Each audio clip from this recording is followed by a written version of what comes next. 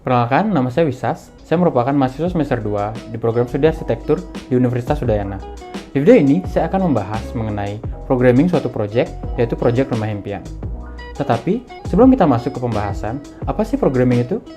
Programming adalah proses awal yang kita lakukan ketika kita mendesain. Dalam arsitektur, programming adalah proses menggali fakta hingga menetapkan kebutuhan klien. Data-data tersebut kemudian kita gunakan untuk menganalisis dan memecahkan masalah-masalah yang ada. Dalam programming rumah impian ini, ada beberapa hal yang ingin saya bahas. Yang pertama adalah brief, yang kedua sivitas, yang ketiga program fungsional, yang keempat program performansi, yang kelima program arsitektural, yang keenam organisasi ruang, yang ketujuh sirkulasi ruang, yang kedelapan skema hubungan ruang, yang kesembilan block plan, yang kesepuluh kriteria desain, yang kesebelas denah, dan yang kedua-belas perspektif. Untuk kalian yang ingin langsung menuju salah satu poin pembahasan tersebut, saya sudah menyiapkan timestamp di deskripsi video di bawah. Brief. Brief adalah penjelasan singkat mengenai proyek. Proyek kali ini adalah rumah impian, di mana rumah adalah sebuah bangunan yang ditinggali oleh manusia selama jangka waktu tertentu. Rumah memiliki 3 fungsi, yaitu fungsi utama, fungsi pelengkap, dan fungsi pendukung. Fungsi utama adalah fungsi yang harus ada dalam setiap rumah. Contohnya adalah rumah memiliki fungsi untuk beristirahat, berkumpul dengan keluarga, dan lain-lain. Yang kedua adalah fungsi pelengkap, di mana fungsi ini tidak harus ada, tetapi jika ada, akan memberi nilai tambah pada rumah. Contohnya adalah rumah memiliki fungsi untuk menerima tamu. Yang ketiga adalah fungsi pendukung. Fungsi ini harus ada, karena jika tidak, fungsi utama dan fungsi pelengkap tidak akan bisa berjalan. Contohnya adalah rumah memiliki fungsi untuk memasak. Pada proyek kali ini, saya terletak di Jalan Grogol Indah 1A, Gang Menuri nomor 6, Pemogan, Denpasar Selatan. Saya memiliki ukuran 20 x 10 meter atau dengan luas 200 meter persegi. Rumah ini nantinya akan ditinggali oleh 4 sivitas yang akan dijelaskan pada tabel sivitas. Pada tabel sivitas dapat kita lihat 4 orang yang akan meninggali rumah ini. Yang pertama adalah ayah, Iwayan Sindu, berusia 56 tahun, bekerja sebagai PNS, memiliki hobi yoga. Yang kedua adalah ibu, Nimadia Anggasari, berusia 46 tahun, bekerja sebagai PNS, dan memiliki hobi memasak dan berkebun. Yang ketiga adalah Iwayan Wisananta Ananda, berusia 21 tahun, sebagai mahasiswa, memiliki hobi bermain game. Dan yang terakhir, anak kedua, Imade Wisamita Manggala, dengan usia 19 tahun, sebagai mahasiswa, dan memiliki hobi mendesain. Selanjutnya, kita akan menganalisis aktivitas-aktivitas yang dilakukan oleh tiap-tiap sivitas, yang kemudian akan kita sajikan dalam bentuk tabel pada program fungsional. Pada tabel, terdapat informasi mengenai sivitas, waktu, aktivitas, kebutuhan ruang, dan kebutuhan furniture. Saya akan mengambil salah satu contoh, yaitu anak pertama. Aktivitas anak pertama dimulai pada pukul 7 pagi, di mana ia biasanya bangun. Lalu pada pukul 7 pagi hingga 8 pagi, aktivitasnya ialah mandi, ganti pakaian, sarapan, dan sembahyang. Lalu pada pukul 8 pagi, ia berangkat kuliah, dan pulang pada pukul 2 siang.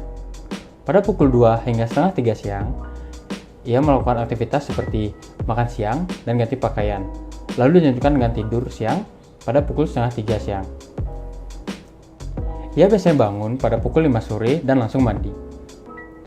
Lanjut pada jam 7 hingga 9 malam, kegiatannya ialah makan malam dan berkumpul dengan keluarga. Yang dilanjutkan dengan belajar hingga jam 11 malam dan mengakhiri aktivitas dengan tidur di jam 11 malam. Dari aktivitas tersebut, dapat kita ketahui kebutuhan ruang dan kebutuhan furniture-nya. Contohnya, yang pertama, aktivitas tidur membutuhkan ruangan seperti kamar tidur dan memerlukan furniture seperti kasur. Aktivitas mandi membutuhkan ruangan seperti kamar mandi dan furniture seperti shower. Kegiatan makan membutuhkan ruang makan dan memerlukan furniture seperti kursi dan meja makan. Setelah mendata semua aktivitas dari sivitas, dapat disimpulkan bahwa ruangan yang dibutuhkan dalam rumah adalah 3 kamar tidur, 4 kamar mandi, 1 ruang ganti, 1 ruang keluarga, 1 ruang makan, 1 ruang tamu, 1 dapur, 1 teras, 1 ruang laundry, 1 ruang yoga, 1 gudang, 1 carport, dan 1 tempat suci. Pembahasan berikutnya adalah program performansi. Sama seperti program fungsional, program ini juga disajikan dalam bentuk tabel. Tujuan dari tahap ini adalah untuk menentukan syarat dari tiap-tiap ruangan. Informasi yang terdapat pada tabel adalah nama ruang, sifat ruang, sivitas pengguna ruang, dan persyaratan ruang seperti pencahayaan, penghawaan, kebisingan, view, warna, dan tuntutan ruang. Saya akan mengambil salah satu contoh ruangan, yaitu ruangan keluarga. Ruang keluarga memiliki sifat semi-publik, yang berarti ruangan ini dapat digunakan oleh pemilik rumah dan juga saudara.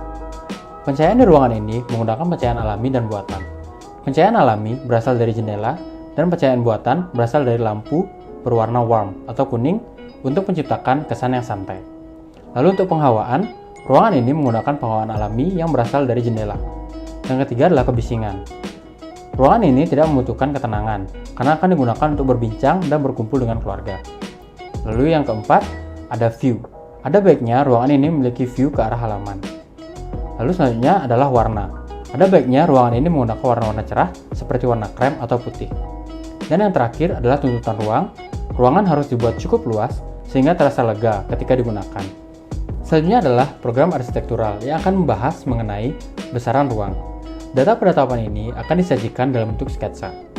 Jadi, pada tahap menentukan besaran ruang, ada dua hal yang harus kita perhitungkan. Yang pertama adalah dimensi dari furniture dan operasionalnya, dan yang kedua adalah sirkulasi sivitas. Untuk dimensi furniture, dapat kita cari pada buku-buku standar furniture, atau dapat kita cari juga di internet. Tetapi kita harus memastikan bahwa data yang kita pakai adalah data yang valid. Jadi saya akan mengambil salah satu contoh, yaitu kamar tidur anak. Dari program fungsional, dapat diketahui bahwa furniture yang dibutuhkan di kamar tidur adalah kasur, nakas, meja dan kursi belajar, dan lemari. Furniture yang pertama saya letakkan adalah kasur. Kasur memiliki ukuran 120 x 200 cm atau kasur single.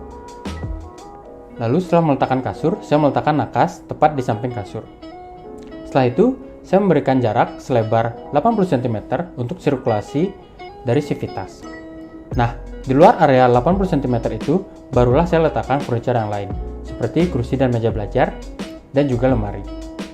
Dari proses ini, saya mendapatkan besaran ruang, yaitu 3,3 meter dikali 4,6 meter, atau dengan luas 15 meter persegi. Setelah mengetahui besaran tiap-tiap ruangan, langkah selanjutnya adalah melakukan organisasi ruang. Organisasi ruang disajikan dalam bentuk bubble diagram. Nah, dalam membuat bubble diagram ini, kita dapat menggunakan potongan-potongan kertas sebagai representasi dari tiap ruangan. Dengan menggunakan potongan kertas, kita akan lebih mudah untuk menyusun ruangan-ruangan tersebut. Nah, saya sudah menyiapkan potongan-potongan kertas dan saya akan menyusunnya.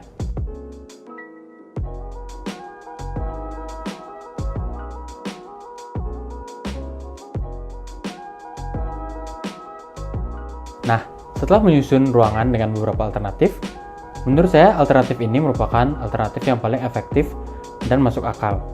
Di sini saya menyusun ruangan berdasarkan sifatnya, di mana sifat publik atau berwarna hijau saya letakkan di bagian paling depan rumah, lalu yang bersifat semi publik atau ditandai dengan warna kuning saya letakkan di tengah rumah, dan yang bersifat private atau berwarna oranye saya letakkan di bagian paling belakang rumah. Nah, dari bubble diagram ini, kita juga dapat mengetahui hubungan antara ruang yang ditandai dengan ketebalan garis, di mana garis yang lebih tebal berarti ruangan itu memiliki hubungan yang lebih erat. Sedangkan dengan garis yang tipis, berarti ruangan itu memiliki hubungan yang cukup erat. Setelah mengetahui bagaimana ruangan disusun, langkah selanjutnya adalah memetakan sirkulasi dari tiap-tiap sivitas. Nah, sirkulasi dari tiap-tiap sivitas saya bedakan dengan membedakan warna garis, di mana garis kuning untuk ayah, biru untuk ibu, hijau tua untuk anak pertama, hijau muda untuk anak kedua, coklat untuk tamu, dan oranye untuk saudara. Ini merupakan sirkulasi dari tamu, di mana sirkulasi tamu hanya mencakup carport, halaman depan, ruang tamu, dan kamar mandi tamu. Nah, ini merupakan sirkulasi dari saudara, di mana mencakup hampir seluruh ruangan kecuali kamar tidur dan kamar mandi. Nah, yang terakhir, ini adalah sirkulasi dari anak kedua, di mana hampir mirip dengan saudara. Sirkulasi anak kedua ini mencakup hampir ke seluruh ruangan, ditambah kamar tidur dan kamar mandinya. Selanjutnya adalah hubungan ruang. Data dalam hubungan ruang ini disajikan dalam bentuk pensil, di mana di sebelah kiri berisi list ruangan, dan di sebelah kanan berisi hubungan ruangnya. Hubungan antar ruang ini ditandai dengan titik berwarna, di mana titik berwarna hijau berarti ruangan tersebut sangat berhubungan, titik berwarna kuning berarti cukup berhubungan, dan titik berwarna oranye berarti tidak berhubungan. Saya akan mengambil salah satu contoh, yaitu kamar tidur utama. Kamar tidur utama tidak memiliki hubungan dengan kamar tidur anak pertama, tetapi memiliki hubungan yang erat dengan kamar mandi utama dan ruang ganti. Contoh yang lainnya adalah ruang keluarga. Ruang keluarga tidak memiliki hubungan dengan kamar mandi utama, tetapi memiliki hubungan yang erat dengan ruang makan dan indoor garden. Selanjutnya adalah membuat block plan. Block plan merupakan sketsa kasar hasil pengembangan dari organisasi ruang. Nah, block plan ini nantinya akan menjadi denah. Tahap terakhir sebelum kita membuat denah adalah kriteria desain. Tujuan dari tahapan ini adalah untuk menentukan dasar dari desain proyek ini. Sebelum kita masuk ke bagian kriteria, ada beberapa hal yang harus kita sajikan terlebih dahulu. Yang pertama adalah isu. Isu yang saya angkat dalam proyek ini adalah isu psikologi, yakni penekanan pada aspek kenyamanan dan privasi, dan isu fungsional, penekanan pada aspek efektivitas fungsi. Lalu ada misi. Misi dari proyek ini adalah untuk merancang rumah yang nyaman untuk keluarga beranggotakan 4 orang. Selanjutnya adalah fakta dan data. Yang pertama adalah karakteristik tapak. Tapak terletak di Jalan Glogor Indah 1A, Gang Mendori nomor 6, Pemogan, Denpasar Selatan. Tapak memiliki ukuran 20 x 10 meter atau dengan luas 200 meter persegi. Adapun hasil analisis tapak, yaitu tapak menghadap ke arah utara dengan kebisingan tertinggi berasal dari jalan dan bangunan samping tapak yang merupakan kos-kosan. Angin berhembus dari arah timur menuju barat dan suhu pada tapak berkisar antara 27 hingga 31 derajat Celcius. Adapun regulasi tentang pembangunan pada tapak. Yang pertama adalah CDR maksimal 60%, KLB maksimal 1,8, KDH minimal 20%, KTB maksimal 70%, GSB lebar jalan ditambah 1 meter telajakan, dan tinggi maksimal bangunan yaitu 15 meter. Lalu yang kedua, ada fakta arsitektural yang berisikan hasil dari organisasi ruang. Selanjutnya ada pendekatan perancangan. Saya menggunakan 2 pendekatan, yaitu arsitektur tropis dan arsitektur industrial, di mana arsitektur tropis memiliki ciri-ciri seperti menggunakan atap miring, memiliki tritisan lebar, menggunakan ventilasi silang, menggunakan material lokal, dan lantai lebih tinggi dibanding muka tanah. Lalu untuk arsitektur industrial, ciri-cirinya seperti menggunakan material kayu, beton, dan besi, menggunakan warna-warna netral, dan menggunakan bukaan lebar. Adapun goal dan sasaran dari proyek ini, yakni rumah yang dirancang harus bisa memberi kesan nyaman dan aman bagi penghuninya. Selanjutnya kita masuk ke bagian kriteria. Ada 7 kriteria yang sudah saya tetapkan. Yang pertama adalah kriteria mengenai kenyamanan dengan performance requirement, yaitu ruangan di dalam rumah harus terasa luas. Nah, untuk mewujudkan kriteria ini, saya memiliki 5 konsep. Yang pertama dengan menggunakan bukaan yang besar, sehingga banyak cahaya yang masuk dan ruangan terasa cerah. Oleh karena itu, akan membuat ruangan terasa lebih luas. Lalu yang kedua, menggunakan cermin. Penggunaan cermin ini akan membuat ruangan terasa tidak memiliki ujung. Yang ketiga, menggunakan warna-warna cerah. Yang keempat, meminimalisir penggunaan sekat antar ruangan. Seperti contohnya, menggabungkan antara ruang keluarga dan ruang makan. Lalu konsep yang kelima adalah dengan menempatkan ruang sirkulasi pada satu area saja. Kriteria yang kedua adalah privasi, di mana saya membagi privasi ini menjadi 2 performance requirement. Yang pertama adalah visibilitas pada ruang private harus terjaga. Nah, untuk mewujudkannya ada 3 konsep. Yang pertama, menggunakan kaca berjenis frosted atau Ray-Ban. Yang kedua, menggunakan jendela yang ramping. Dan yang ketiga, menggunakan gorden. Untuk performance requirement yang kedua, yakni suara yang masuk atau keluar ruangan harus dapat diminimalisir. Nah, caranya adalah dengan menggunakan material yang bisa meredam atau menyerap suara. Kriteria yang ketiga adalah interaksi, di mana performance requirement-nya adalah penempatan ruang keluarga harus dapat memicu interaksi antara keluarga. Konsep yang pertama adalah meletakkan ruang keluarga di sekitar ruangan yang sering digunakan. Dan konsep yang kedua adalah menggunakan ruang keluarga sebagai pusat sirkulasi. Kriteria yang keempat adalah pencahayaan dengan performance requirement memanfaatkan potensi sinar matahari. Konsep yang pertama adalah meletakkan ruangan yang membutuhkan sinar di bagian timur atau barat rumah. Lalu yang kedua, membuat ruangan terbuka di tengah rumah. Dan konsep yang ketiga adalah dengan menggunakan bukaan yang sesuai dengan intensitas cahaya yang diperlukan. Kriteria yang kelima mengenai penghawaan. Dengan performance requirement memanfaatkan potensi penghawaan alami. Yang pertama adalah menciptakan sirkulasi silang. Lalu yang kedua, menggunakan material beta roster. Dan yang ketiga, memanfaatkan bukaan pada atap. Kriteria yang keenam adalah material. Dengan performance requirement, bangunan harus menggunakan material tropis dan industrial. Konsep yang pertama adalah menggunakan material kayu atau bambu, dan konsep yang kedua menggunakan material beton atau semen expose. Lalu, kriteria yang ketujuh adalah warna, di mana performance requirement-nya adalah warna yang digunakan harus memberikan kesan positif. Nah, konsepnya adalah dengan menggunakan warna-warna cerah seperti putih atau krem yang dicampurkan dengan warna natural seperti coklat. Dana ini merupakan hasil dari programming yang sudah saya lakukan. Dan ini merupakan sketsa perspektif pada lantai 1 dan lantai 2 bangunan. Sekian pembahasan dari saya mengenai programming dari proyek Rumah Impian.